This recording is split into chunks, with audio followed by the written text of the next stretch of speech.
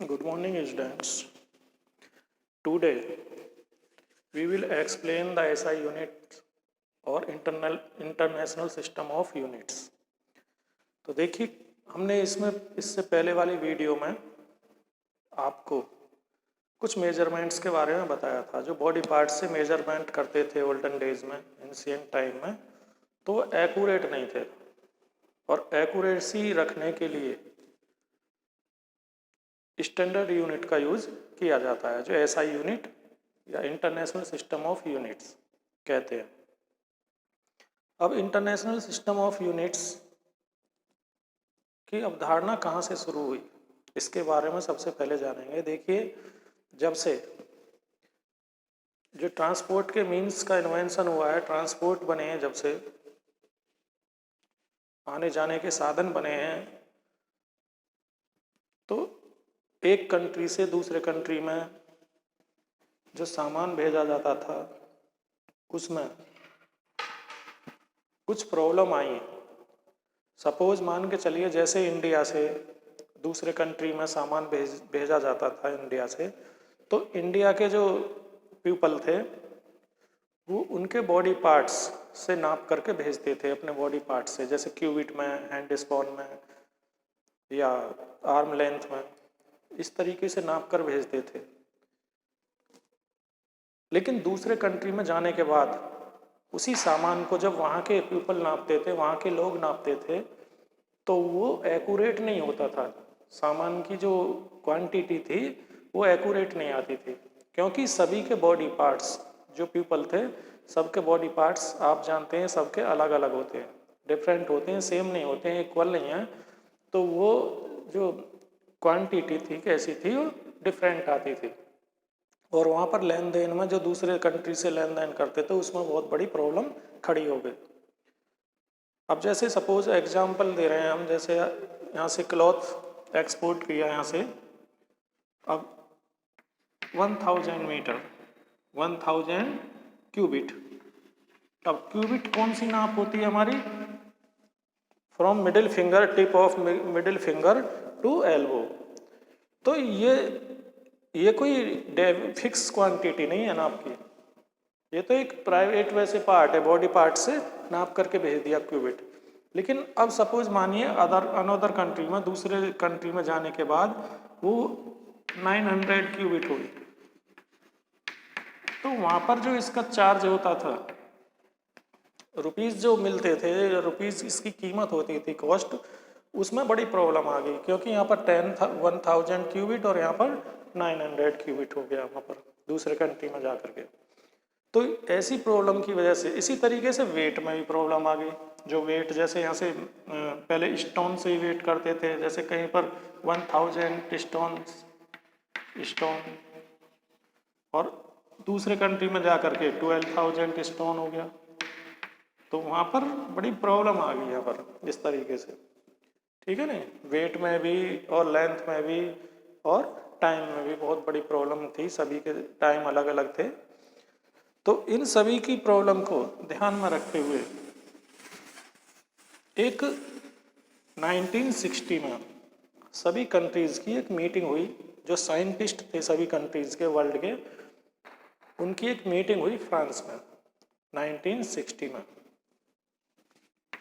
1960 में फ्रांस में एक मीटिंग हुई यहाँ पर, ऑल साइंटिस्ट की, जितने भी साइंटिस्ट थे, और उन्होंने कुछ स्टैंडर्ड यूनिट एक्सेप्ट किए। सभी ने मिलकर के वहाँ पर एक स्टैंडर्ड यूनिट एक्सेप्ट किए, स्वीकार किए कि हाँ, इतनी नाप के लिए हम सभी एक्सेप्ट करते हैं और अपने अपने कंट्री में इसी को अप्लाई करेंगे। तो उन्हीं जो स्टैंडर्ड यूनिट वहाँ पर एक्सेप्ट हुई, उन्हीं को क्या कहते हैं? Standard unit. ठीक है नहीं? अब what is a standard unit? What is a standard unit? एक fix quantity, a fixed quantity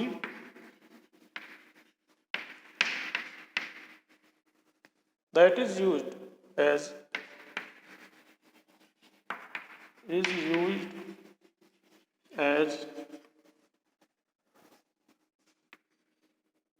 standard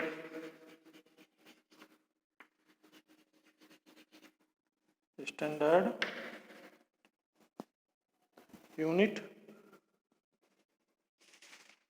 standard of measuring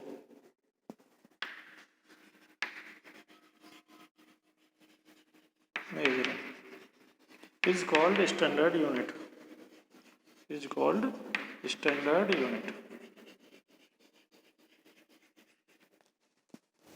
यानी एक फिक्स क्वांटिटी जो मेजरिंग के स्टैंडर्ड के रूप में यूज की जाती है, मेजरिंग के स्टैंडर्ड के रूप में यूज की जाती है फिक्स क्वांटिटी, उसी को क्या कहते हैं, standard unit.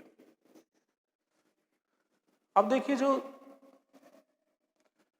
The international system, इसी स्टैंडर्ड यूनिट को क्या कहते हैं, इंटरनेशनल सिस्टम ऑफ यूनिट और एसआई यूनिट। इसी यूनिट को इंटरनेशनल सिस्टम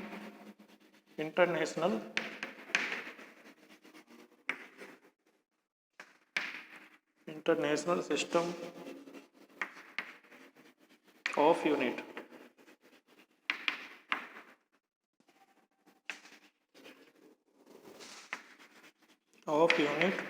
और एसआई यूनिट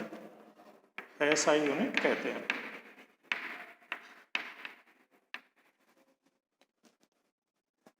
ठीक है नहीं, तो fix quantity that is used as standard of measuring is called standard unit. इसी स्टैंडर्ड यूनिट को standard unit is also known as international system of unit और एसआई यूनिट। शॉर्ट में इसको क्या कहते हैं, SI unit.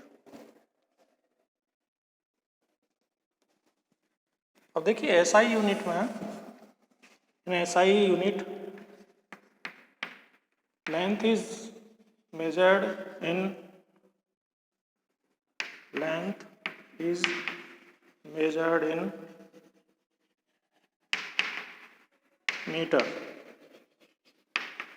meters and this distance between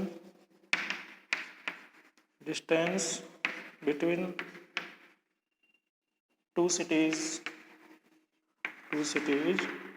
is measured in kilometers। जो बड़ी बड़ी डिस्टेंस होती हैं उनको किलोमीटर्स में मेजर करते हैं, एंड जो स्मॉल यूनिट्स होती हैं उनको किस में करते हैं, मीटर्स में। और जो बुक की लेंथ होती है, नोटबुक की लेंथ, उसको सेंटीमीटर्स में, और जो उससे भी छोटी लेंथ होती है उनको मिलीमीटर्स में मेजर करते हैं। जैसे thickness of wire is measured in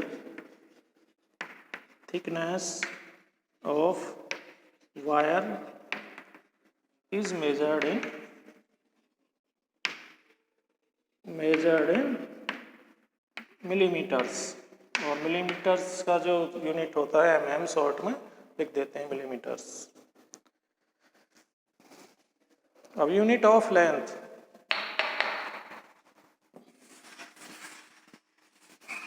देखिए units of length,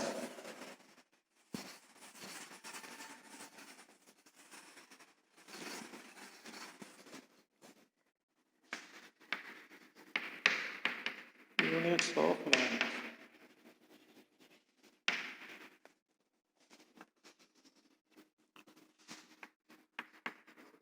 one kilometre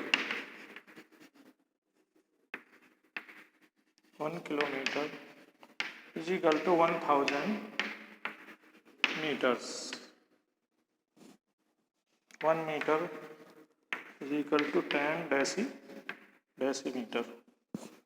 1 decimeter is equal to 10 centimeter। 1 centimeter is equal to 10 millimeter।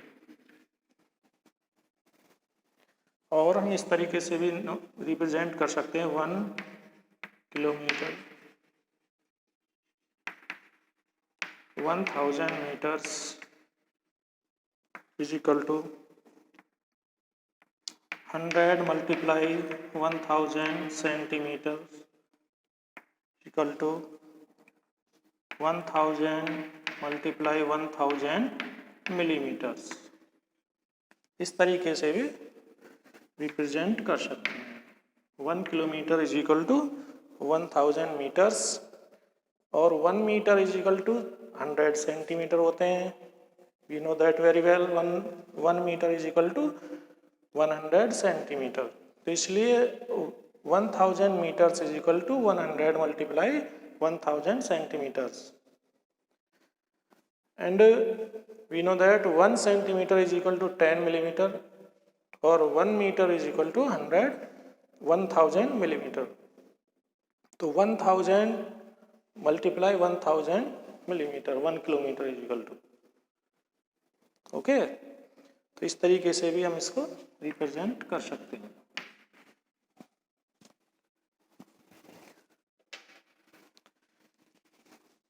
अब देखिए जो लेंथ होती है वो कौन कौन से हम इंस्ट्रूमेंट से मेजर कर सकते हैं। फर्स्ट रूलर से मेजर कर सकते हैं, स्केल से, मेजरिंग टेप से, मेजरिंग टेप,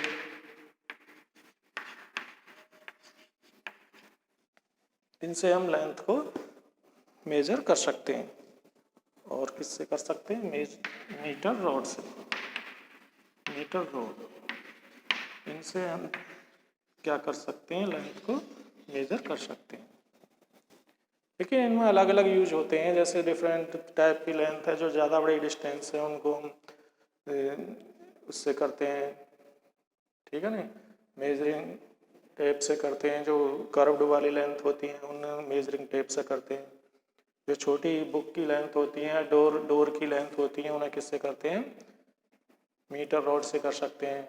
और जो 6 इंच या 1 फीट का जो रूलर होता है उसमें, उससे हम क्या करते हैं? बुक और टेबल की लेंथ मेजर कर सकते हैं, ठीक है ना। अब देखिए मेजरिंग लेंथ के लिए कौन कौन से हमें रूल्स फॉलो करने चाहिए, इसमें आपको ये बताएंगे हम इस वाले टॉपिक में। मेजरिंग लेंथ कैसे नापते हैं हम, किसी भी थिंग्स की लेंथ कैसे नापते हैं।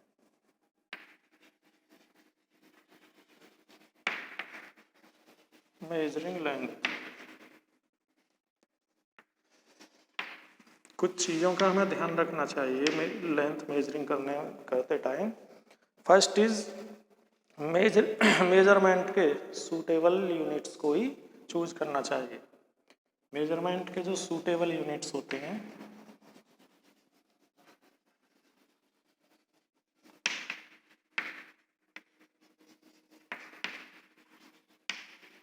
सूटेबल यूनिट्स को ही यूज करना चाहिए।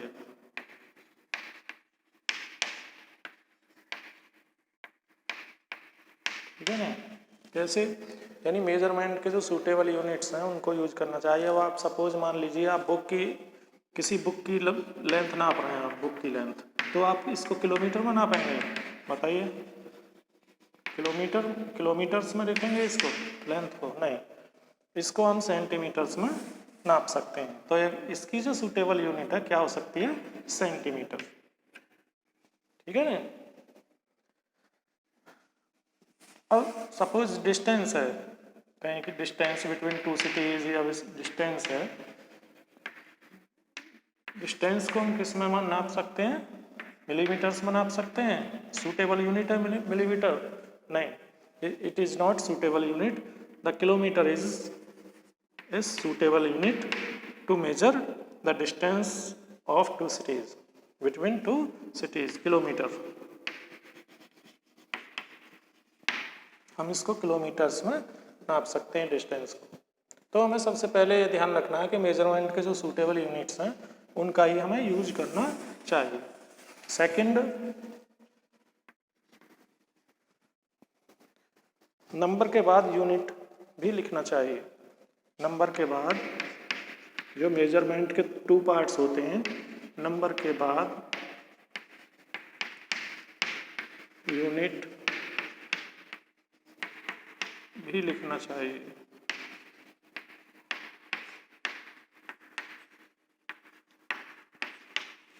यानी कि जो 2 पार्ट्स कौन कौन से होते हैं, एक तो नंबर होता है, एक यूनिट होती है।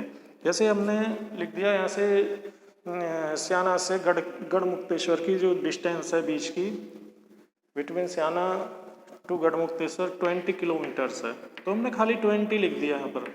तो 20 से आप क्या गेस कर सकते हैं? कुछ नहीं, एक्यूरेट नहीं है 20।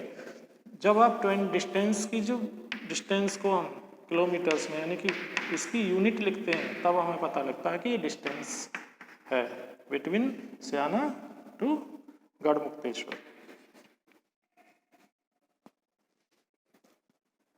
तो नंबर के बाद हमेशा यूनिट भी रिप्रेजेंट या लिखना चाहिए, तभी हमें पता लगेगा कि ये किस क्या है। ठीक है ना। नंबर 3 में पॉइंट है, इसमें हमें मेजरिंग इंस्ट्रूमेंट को जानना चाहिए कि इससे हम कैसे नापते हैं। जो भी मेजरिंग इंस्ट्रूमेंट होते लेते हैं हम मेजर करने के लिए किसी भी थिंग को, मेजरिंग इंस्ट्रूमेंट को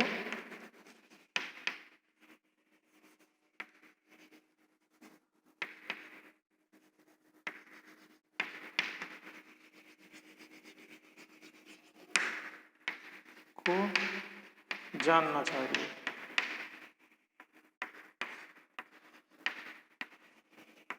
जो मेजरिंग स्टूडेंट है उसके बारे में हमें ये जानना चाहिए कि हम इससे करेक्टली कैसे नाप सकते हैं। जो भी हम उसका मेजरिंग इंस्ट्रूमेंट यूज कर रहे हैं, जैसे मीटर रूलर है, मीटर स्केल है या मीटर रॉड है, उनको हम कैसे यूज करते हैं, ये भी हमारे लिए जानना जरूरी होता है, तभी तो हम एक्यूरेट रीडिंग लेंगे।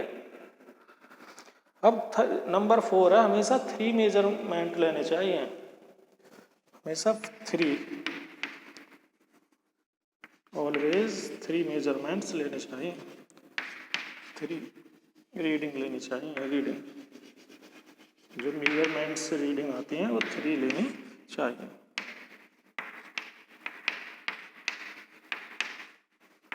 क्यों? क्योंकि जो 3 रीडिंग होती हैं उसमें से हमें एवरेज और उसमें से एवरेज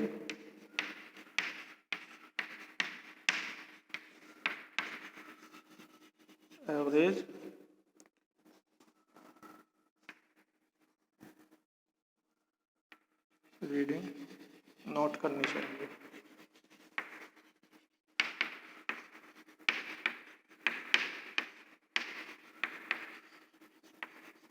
जो उसमें 3 रीडिंग लेने पर जो एवरेज होती है उसमें से हमें उसे नोट करना चाहिए, क्योंकि कभी कभी 1 रीडिंग लेने पर रॉन्ग होने के भी चांस रहते हैं। अब यूजिंग ए रूलर करेक्टली, जो रूलर होते हैं उनको कैसे यूज कर सकते हैं करेक्टली?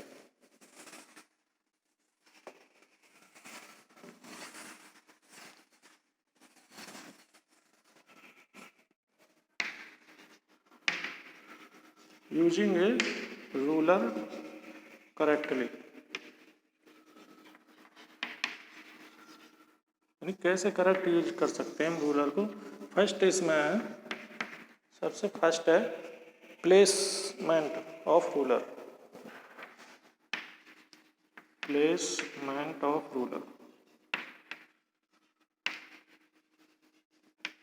यानी रूलर को जो भी थिंग है उसके अलोंग बिल्कुल स्ट्रेट रखना चाहिए, सीधे रखना चाहिए।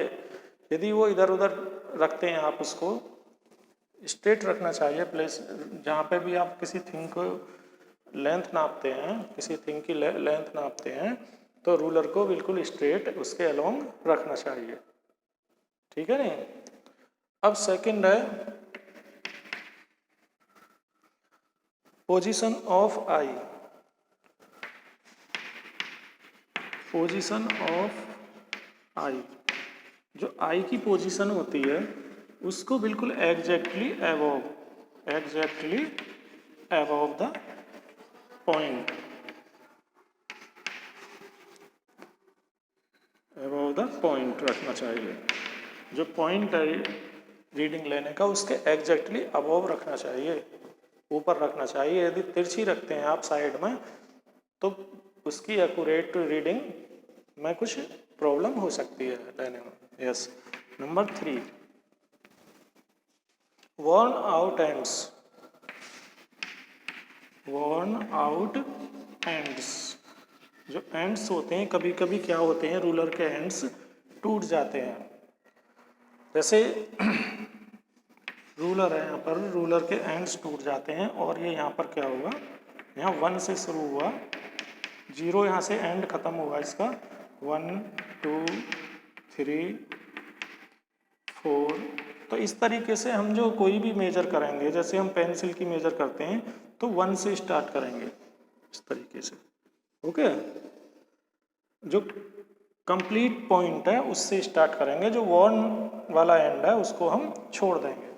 इस तरीके से हम इससे स्टार्ट करेंगे, जो कंप्लीट रीडिंग है जहाँ पर 1 से। ओके, तो अब देखिए ये तो हो गया, आप सीधे जो नापते हैं बिल्कुल थिंग्स को, जो सीधे सीधे नापते हैं करेक्टली स्ट्रेटली। और अब कभी कभी जो कर्व्ड थिंग होती हैं, जो कर्व वाली थिंग्स होती हैं, उसको हम कैसे मेजर कर सकते हैं इसके बारे में। जैसे सबसे पहले कर्व थिंग को मेजर करने के लिए एक थ्रेड लेते हैं,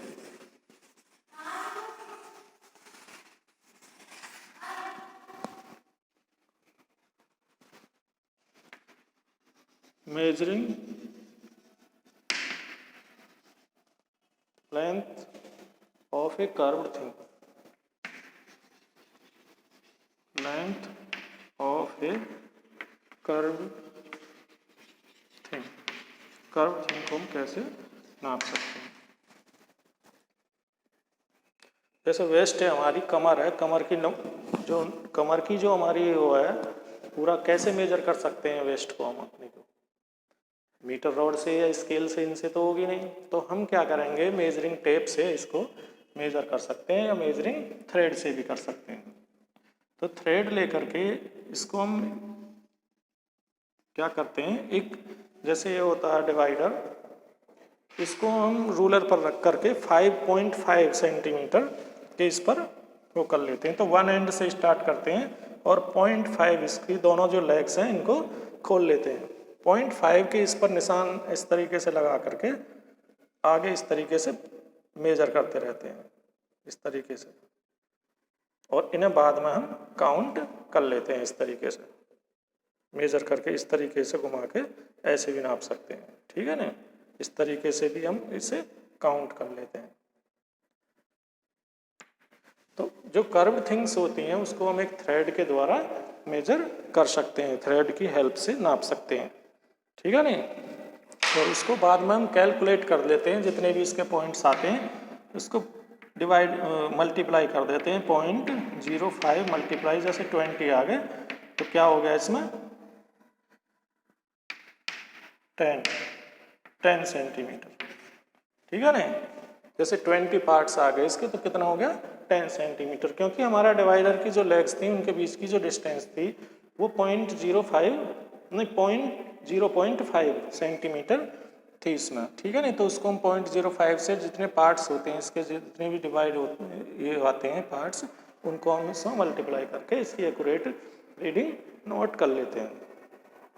ओके, तो आज आप देखिए स्टैंडर्ड्स यूनिट के बारे में आप समझ गए होंगे। तो अब इस देखिए आज जो स्टैंडर्ड यूनिट है हमने लेंथ के बारे में बताया है आपको, और नेक्स्ट वाली वीडियो में हम आपको standard unit of mass, standard unit of time, इनके बारे में आपको एक्सप्लेन करेंगे। Thanks, have a nice day.